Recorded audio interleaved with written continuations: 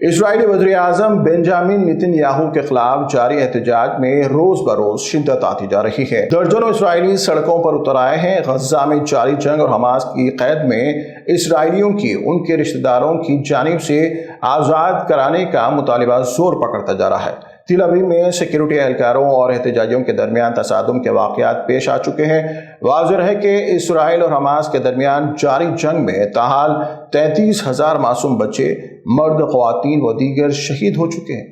وہی لاکھوں بے گھر افراد کو غزہ میں کھانے پینے و دیگر اشیاء ضروریات کی شدید قلت کا سامنا ہے۔